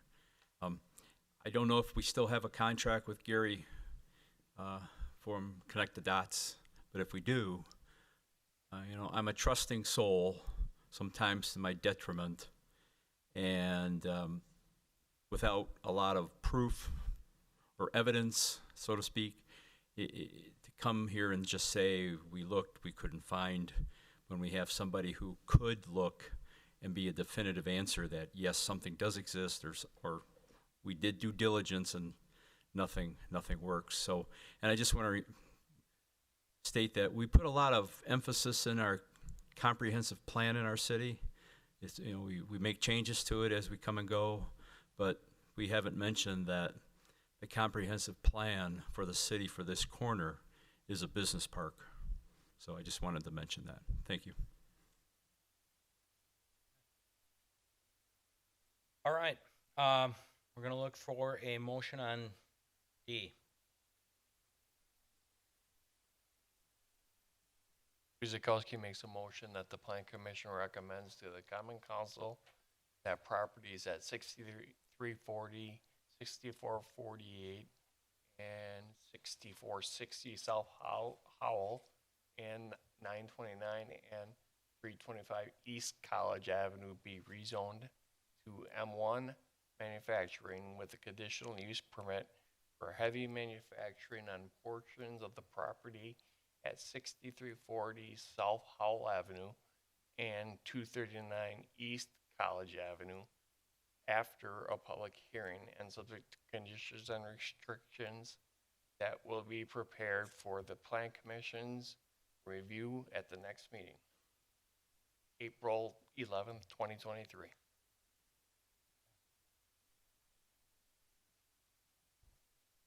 Donnie seconds. Roll call, beginning with Chauncey. Chandler, no. Kavich, aye. Kuzikowski, aye. Donnie, no. Seifert, no. Okay, I don't think you made it. That will move us on to E. Plan review. Review site building plans submitted by Charles and Robert Black and Black Architects LLC for the screening of an elevated exterior mechanical equipment on the property at 9141 South 13th.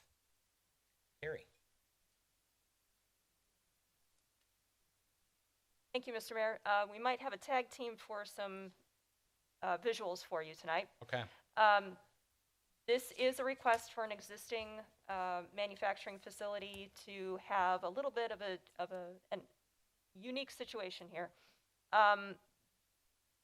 The plans for the building and for the site were conditionally approved back in March. This is the, you may recognize the company Frontline presented this, and Thrive Foods has become the tenant for a majority portion of the multi-tenant industrial building that is there. The request is specifically for an exterior refrigeration / condenser mechanical rack, so an exterior mechanical unit. It's not roof mounted. It's Excuse me, guys, if you're gonna have a conversation, gotta go out. Continue on, Carrie. It's not rooftop mounted, it's not ground mounted because it's elevated on a platform. So this is something that, while it's still going to be subject to the screening requirements, it's a unique situation because it is elevated. No other site or building modifications are included with this request. What's on the screen right now is the approved landscape plan from that development. The reason I bring this up is because the location of the proposed mechanical unit is right in roughly the middle of the loading dock area. The landscaping that has been installed for this building is immature at this point, so it cannot provide any screening for this particular use. This is the existing condition of the building, just basically showing you what the landscaping is right now. This is seen from the freeway, so this is the south end, this is the loading dock area. And here's the proposal. I am understanding that this has changed just slightly, but I'll get through these slides and then we can see the update. You can see that it's a mechanical unit that's elevated on a platform, looking to have some screening material. Now on the left, it's a little bit difficult to see. This is what it would look like without any screening. What the initial proposal is kind of a metal material that is similar to what we have screening the mechanical units on this building, and an example of what it would look like as proposed. So I am going to turn it over to the applicants and see if we can't get their materials to present here. So give me just 1 second.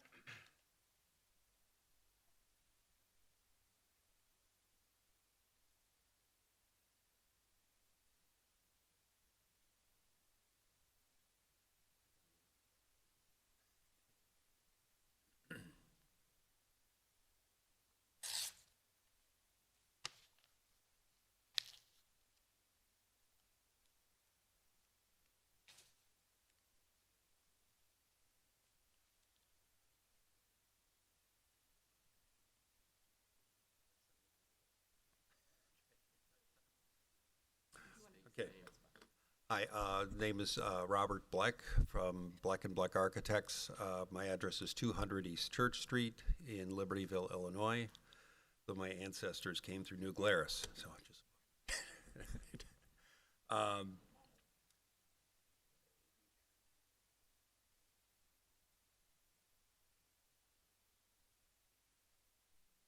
So the rack that is containing the refrigeration equipment. Just a little bit of background, Thrive Foods is the tenant, and what they do is freeze drying food. So that involves bringing things to very low sub-zero temperatures. The refrigeration equipment is rather large, and it needs to be gravity fed to the units on the inside of the building that are just inside this structure. That's the reason that the elevation is necessary. It's also very large, and we think it would be a bigger eyesore if we did put it up on the top of the building, because the units are about half the height of the building. Also, it would involve a lot of structural modifications to the existing structure. It's a lot simpler, safer to put it at this location. They also need maintenance, so being on a platform that's 20 feet versus something on top of a 40-foot building is going to be a lot better for the operations. So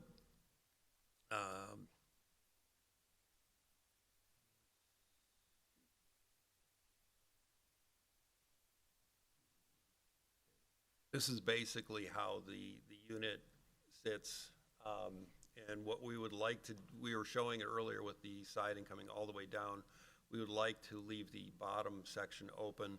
One reason is for ventilation, another is the simplicity of the operation. We think it'll be easier to maintain that way. And this is how it would appear with the screening materials in place there. It comes up almost to the building, end up with about a 5-foot gap there, so that one is since we're looking at a metal system painted to match the building, it'll look less like it doesn't match if we have a little bit of separation. Something that came up just this week is that they also informed us they need to put a generator to run the emergency lighting and emergency lighting systems. So we're looking at that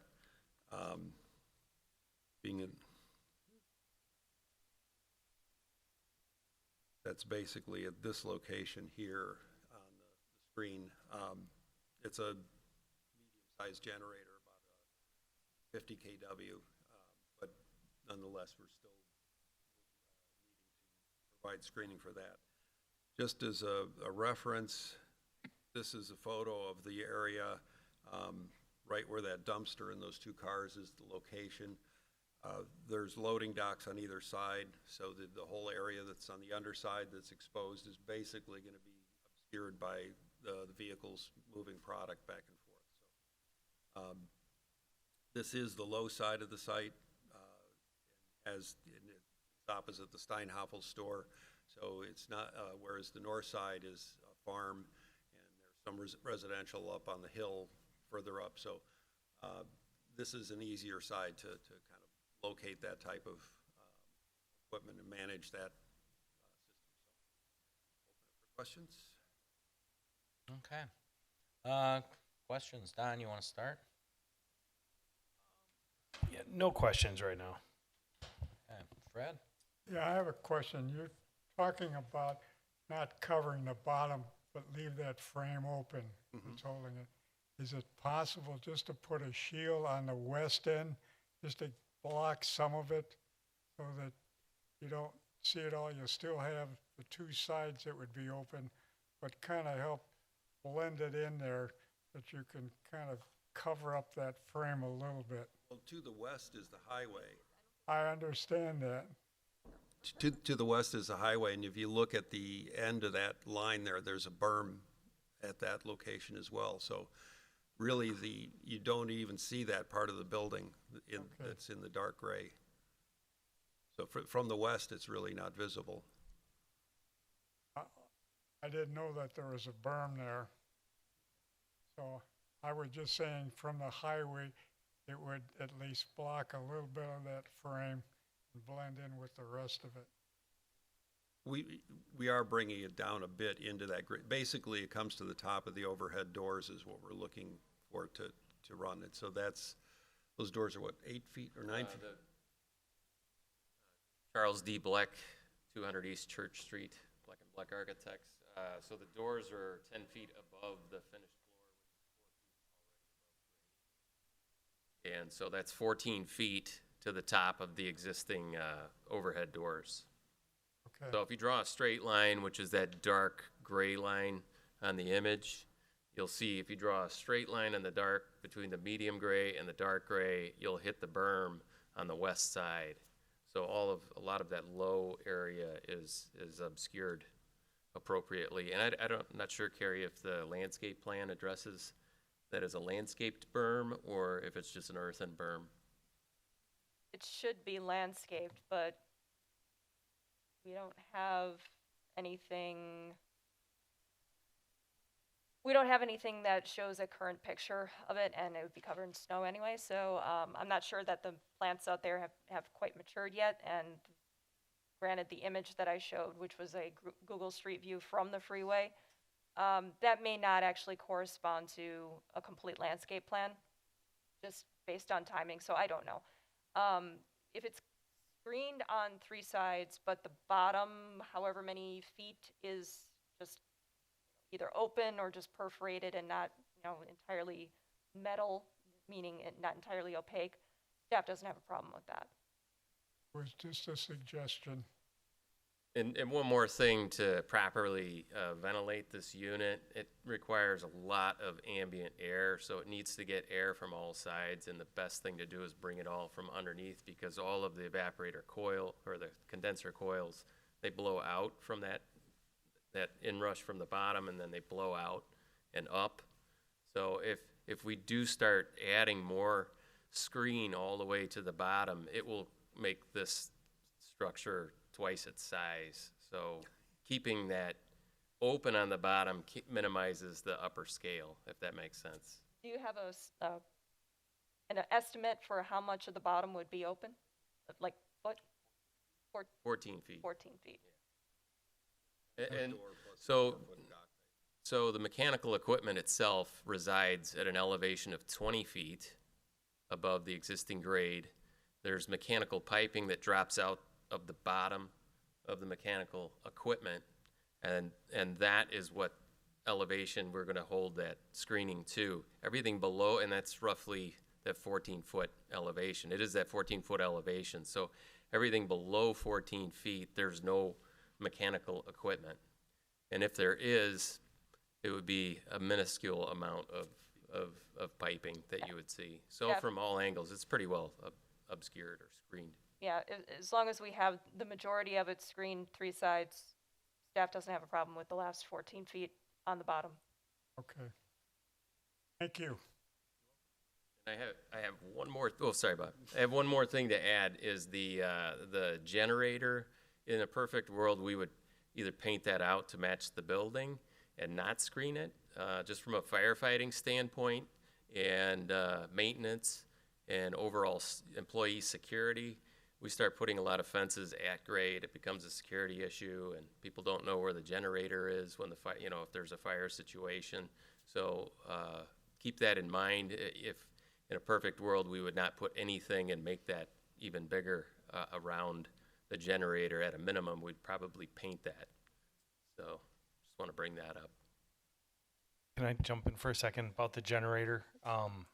What's staff's thought on the screening of the generator? 2 walls and a gate would be fine. Is that what you're proposing, right? And use the building. Yeah, and then, so that in this version, that this is open on the sides. Oh, so I see, yeah. You have a 3 to 5 foot gap there. Okay, all right. I don't like gates. Break down. Okay. Lines are much better. All right. Brad, you're still up or are you done? I'm fine. Okay. Chauncey? I do have a question. Does this refrigeration system already exist in this location? It's new to the building, that the Could it be building new? is not been occupied before. This is the first tenant in the building. Okay. If you look it up on Google Earth, it doesn't exist yet, so it's a little Okay. behind. It's that new. Okay. And with this refrigeration system going in, I noticed that there are stairs on one side of the refrigeration system. So Mm-hmm. Yes. anyone can access these stairs? So there will be a locked gate. We're actually, the image you saw and what we provided initially, we're actually building an internalized stair secure from the building. So there will be a locked gate from the existing exit door to go up to the access to the machinery. Okay, So the general public cannot ascend up those stairs. that's good. Good Okay. question. Yeah, that was my question. Our client cares about that even more than you do, I think. So, And that's good. Now, with the metal or the metal enclosure, can you just give more information on this metal enclosure? Like what are these? it's The very building- similar to the one outside the building that's right above the library as you enter. There's a dark brown kind of corrugated metal. Metal is much better when you do the little folds in it. It's a lot better dimensionally. And then we'd be painted to match the precast of the building. Well, when I was saying the metal material, so to understand better what you were stating before, you need this to be set up a certain way to allow air to flow Well, the in this air, area. So would that also be impacted on the metal? Because I know you've identified with the generator, you would like to have a little gap. So will yeah. the metal also have a little gap where we can actually see the refrigeration system? we had originally thought of that, but this is going to be solid, and then Okay. the floor has the opening grates, which is 6 feet above the bottom of the shield. So it's a solid wall around the perimeter, visually solid. So basically, it works best, as Chuck was saying, like a chimney. So it's completely enclosed on either side, not top to bottom, but just the three And sides? there's a Okay. gap between the wall, the screen and the wall. There's about a 5-foot gap that you won't see anything around that corner to provide a little separation there. Okay, thank you. Chris? I had no questions. Okay. I have none. Keep in mind, this is an industrial building. I mean, they specifically designed this thing for the airflow and the whole deal. Plus, this building's 350,000 square foot. And this thing sits dead in the middle. This thing's got to be 300 feet from 13th Street, and at least that from 450. took a guess. It's 900 feet long. It's about in the middle of that. Took a guess. That was close enough. So I'm pretty good with the design overall. I'm glad you're painting it. Do appreciate that to make camouflage in there. Looks good by me. So let's go with a motion on E. Oldani moves that the Plan Commission approves the site and building plan submitted by Charles and Robert Black and Black Architects for screening of an exterior elevated ground mounted mechanical unit at the property of 9141 South 13th Street with the following conditions. 1, that all relevant code requirements remain in effect. 2, that all conditions of approval from the March 9th, 2021 approval remain in effect. That all final plans, site buildings, etc., are submitted in digital format for review by the Department of Community Development prior to the submission of building permit applications. Quick question before we go on. Do we have to include the generator? Or the enclosure, I should It's say? part of the for- plans, right? It's not on the plans we submitted, so you need to add that as a condition. My recommendation would be that the screening complies with code as much as we possibly can. Since the Plan Commission has seen a concept, revised plans should incorporate that enclosure. Don't need to change the motion. Thank you. Seifert seconds. Roll call. Lukavich, aye. Guzekowski, aye. Aldani, aye. Seifert, aye. Chandler, aye. Okay, thank you, guys. That'll get us 7F, and that is a review of a certified survey map submitted by Ryan Swing-Gerber, CR Devco LLC, dividing and reconfiguring the properties at 2231 1933 West Putes Road, 8843 South 13th Street, and 8950 South 20th. Carrie? Thank you, Mr. Mayor. This should look fairly familiar. The request is actually for the same CSM that was before the Plan Commission last year and was approved by the council in March of 2022. Unfortunately, circumstances beyond control, the CSM was not recorded within the 1-year requirement per statute. So what they're asking for is the CSM to be essentially renewed so that they can record that. The official map amendment that was approved in May of 2022 has actually been incorporated into this CSM, and the no access restrictions that were required as part of the previous CSM review are now incorporated as well. On the screen right now, just a refresher, this is the certified survey map with those updates included, and also showing that cross-access easement for the future development to the west, and that is part of the official map amendment. And with that in mind, there is a suggested motion for consideration on the screen. Just want to, again, reiterate, this is renewing a CSM that previously was approved. Nothing new besides that. Mr. Mayor. Okay, thank you, Carrie. Applicant, I don't think anybody's with us. Anybody? No. I do have a couple people that wanted to speak on it. Let's start with Christina. Okay. Yeah, you have both G and F. What about Barbara?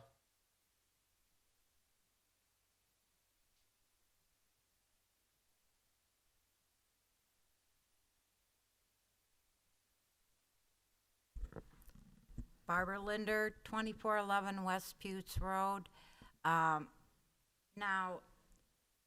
the corner next to me on Putes Road, now, how is that zoned? Because it was last year when I was at the meetings, it was right next to my home. It was zoned single-family resident. One could be put in there, just one. Well, we're not with the zoning. All we're talking about right now is the certified survey map. Oh, well, that too. How come on that survey map they don't have the pond? They're not specifying the topography, just the lots. Am I correct in that, Carrie? The pond hasn't been constructed yet, so it wouldn't show up on a certified survey map. There is a pond. This is what I'm saying. And the original map that we had, I don't think the mic is. the original map we had, and because we've lived there so long, I know, there's a pond. That's why there would have only been, for years, they said only one home could go next to me, a single-family home. Then it would have been on the, towards 27th Street, they would be allowed, that's all business, zoned all business property there. But I think the pond that's being referred to is actually a wetland, and that shows up on a subsequent page. I just don't have it on the screen. There's 15 pages of CSM. I just picked a couple of them to show compliance with the official map amendment and that future connection to the west. So if you look at page, wetlands are on page 2.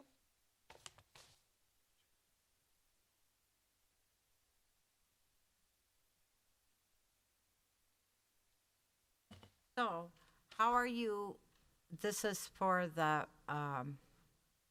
zoning or just for the survey map? Just the map, just the survey map. They forgot to record it over the course of a year, and it's exactly everything we approved basically a year ago, somewhere in that time frame. And they just, from circumstances beyond their control, they just didn't It's not record on this one. Your property would be right next to Lot 4. So it's part of this unplatted lands section here. This is just an overall, this is not the entire CSM. Wetlands are shown on subsequent pages that I don't have projected, but it's in here. Okay.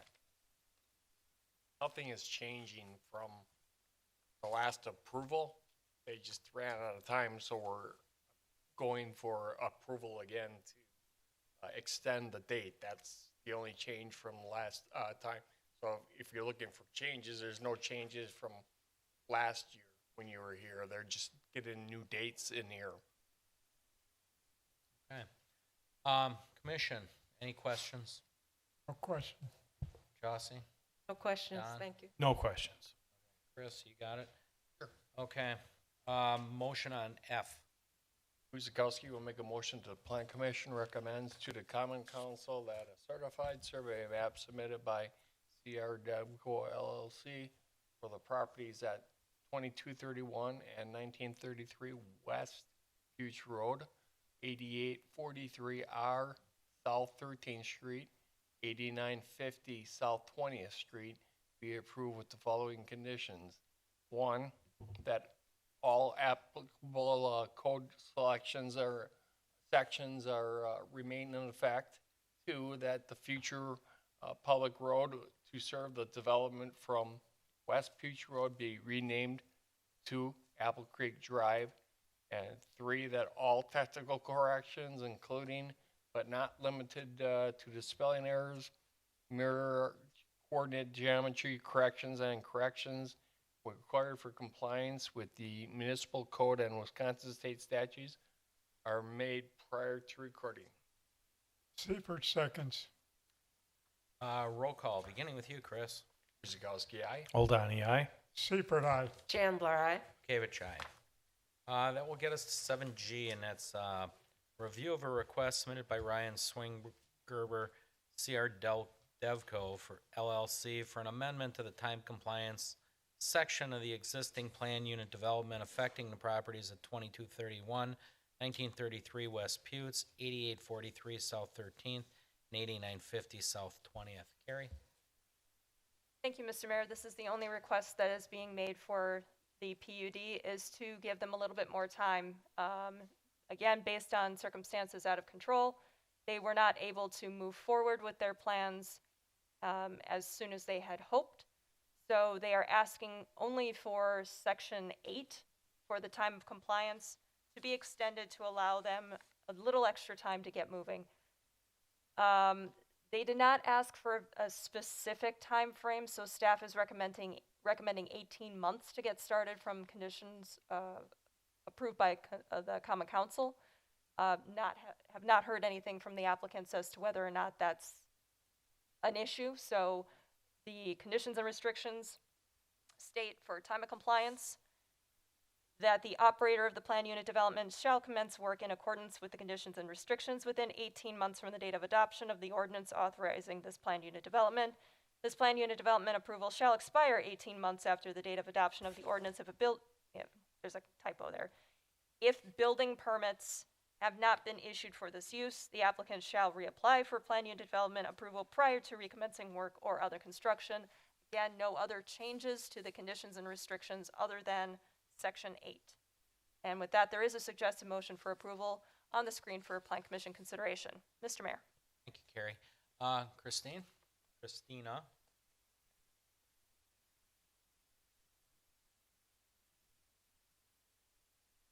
Name and address, please. Christina Meyer, 2200 West Grays Lane, Oak Creek. Go right ahead. Thank you. Owls, opossum, turkeys, deer, woodpeckers, hawks, rabbits. I have seen all of these in my backyard in the last week. This invaluable ecosystem, the peace it brings, that is irreplaceable. This increasingly rare, incredibly diverse display of the best that nature can be is everything I've ever dreamed of having and being able to give my children. The ever-shrinking wild areas and mature trees just beyond my property, in line to be stripped for yet another subdivision. Those are a vital ecological connection, which holds even deeper significance for those who are native. In addition to being a new homeowner, I'm also a graduate of UW-Milwaukee with a degree in public health. This involved being taught by leading local experts in environmental health, including how built environment affects population health. Healthy forests and wild areas are essential for soaking up precipitation and the aftermath of crazy snowstorms. I think we're on 4 this year already. In the coming years, Wisconsin is projected to get more rain and more intense weather episodes. With most of our natural protection gone, overflowing storm drainage easements, soil erosion, and overwhelmed sewer systems are some of the pricey consequences that await. Between all of these proposals and 27th Street's construction status, Oak Creek's motto, "Where city meets country," won't be applicable for much longer. I am asking the City Council to remember there is no sustainable future without balance. Please, if you decide to go forward with this, insist on nature preserve amendments to PUDs before reapproving any proposal that will irrevocably damage our city. Very well said, Christina. Let me just kind of help you out on a few things. So in our new code, actually, this one kind of got under the wire there, but let's just start with the land from 27th going east. That, you know, the jigsaw puzzle part, not the big square part along the expressway. Yeah. The only part they're looking to develop are them 2 parcels on the far east along the expressway. Everything you see from where Carrie's cursor is right now, that's just going to remain. A lot of wetlands. They're not looking to develop You have something concrete? it. Well, you know what? It's so difficult. It's just there's wetlands and everything going on in there. You know, we got officially mapped roads in there, but just it ain't. How can I say this? Squeeze ain't worth the juice they'd get out of it. How does that sound? It's a crude statement, but right now there's nothing there. So, Mr. Mayor, yeah. perhaps I can jump in and help. Yeah. There is a general development plan, and I'm showing Christina. I'm showing what was included in the packet. So Okay. the overall general development plan is included in the PUD. That is part of the conditions and restrictions. The site plan, the development plan itself, the details for that general development plan still need to come back to the Plan Commission. So there is still an opportunity for the Plan Commission to attach additional conditions to that specific site plan approval. So there are requirements for buffers and for landscaping and for things like of that nature. There is a portion where the development and the proposed future phase, if it goes forward, stops. And the rest of that would be, at this time, it would remain open and undeveloped. There is a portion of the corner that may come forward at a future time before the Plan Commission. It would not have any impact to that existing wetland there. It is a proposed use that, while I can't say anything right now, would take that wetland and the trees and everything there into consideration as well. But for the majority of the part between 27th Street and the general development plan, that's proposed to remain essentially untouched for the majority of it. Well said, Carrie. And in our new ordinances as well, as people come in and develop and they do have parcels of land they want to do, basically they kind of got to do sort of like a tree inventory. And they just can't come in and really clear cut on us. Carrie, you want to get in Sure. a little more in depth in that for me, please? Sure. So for developments moving forward, meaning for developments post adoption of the code, we require that there be a tree inventory. So they have to go in and actually survey the conditions of the trees, the types of trees, and a caliper of the trees. There's certain criteria that they have to look for. Anything that is 12 dBH, so diameter at breast height, which is about 4 feet off the ground. If it meets the criteria in the code, they have to identify it, they have to identify the species, and they have to identify the condition. If the condition is dead, dying, diseased, or invasive, they can remove those. without having to replace them. If the condition is good, then they have to replace it at 3-to-1. If it's 30 diameter, if it's more than 30 diameter, they have to replace it at 4-to-1. So we are looking at maintaining that tree canopy. We are looking at maintaining habitat. Those are things that are incorporated into the new code. May not be exactly what is going to happen on this property, but we do have opportunities for looking at those kinds of things incorporated into landscapes, landscape plans and buffers. So we're trying. That's the moral of the story. But right now, that land, there's not a lot of interest in developing that land. So the rest we can't talk about. Thank you. You're welcome. Sir, looks like you wanted to say a word? No, nothing, just moved up in the front row. Anybody else out there? Oh, Barbara.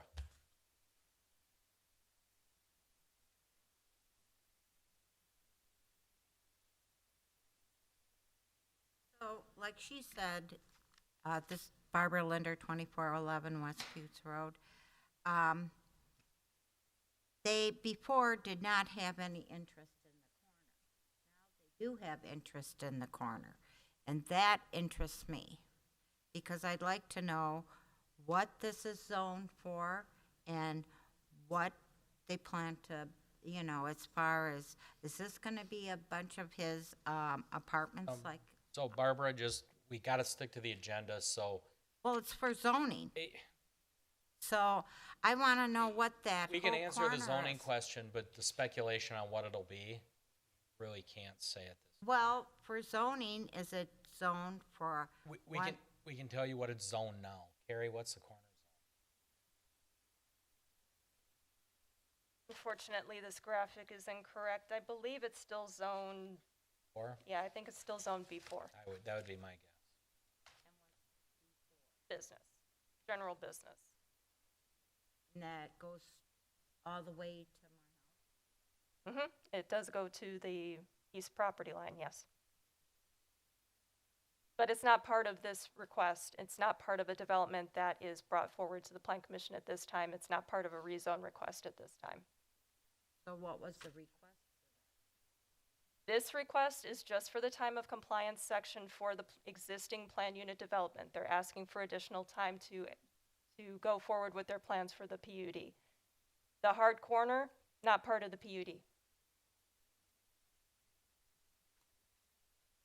All right. It's the same as before, the question before, or the item before, where it's the same as what was approved last year. We're just putting new dates in there for them for time of compliance. Otherwise, everything that was approved the last time around is being held to the same standards. Yeah, anything that happens on the remainder of the property would still have to come back before the Plan Commission. Right now, it's just the PUD being renewed. Okay. Let's zip down the line here. Chauncey, anything? I do have a question for the applicant. They're not with us Oh, tonight. they're not here. Okay. Yeah, I just wanted to ask if the additional six months was sufficient. Well, it's 18 months. I thought it was already 12 months and we're changing it to 18. 18 months from the date of adoption. We're readopting. Oh, okay. So it's essentially giving them 6 months on top of the 12 months That they would normally have. Okay. They did have a copy of this prior to this meeting. They've not provided any comments. They've not issued any concerns. They've been in communication quite a bit, so I would assume that if that didn't work for them, they would have told me. Okay, thank you. Fred? No questions. Don? No questions. Chris? No question. None from me at this time, so we can move on 7G. Guzekowski makes a motion that the Plan Commission recommends that the Common Council approves an amendment to Section 8, time of compliance of existing plan use development on portions of the properties at 2231 West Puget Road, and 8843 South 13th Street, and 8950 South 20th Street. Seifert seconds. Roll call, beginning with Don. Oldani, aye. Seifert, aye. Oh, Hang on a second. I have to apologize. That should be 2231 and 1933 West Putes Road, 8843 South 13th Street, and 8950 South 20th Street. There's an address missing in there. I apologize. As stated by Carrie. Does that work, Carrie? Second agrees. Okay. Okay, got the amended motion and second. We'll just re-roll call it, starting with Don. Oldani, aye. Seifert, aye. Chandler, aye. Gavich, aye? Guzekowski, Okay. That'll get us to adjournment. Seifert moves to close the meeting at Seifert moves to adjourn the meeting at 8:06. 8:06. Chandler, second. Chandler seconds. Okay, Fred, start us off on a roll call. Seifert, aye. Chandler, aye. Gavich, aye. Guzekowski. Oldani, aye. All right, good night, everybody.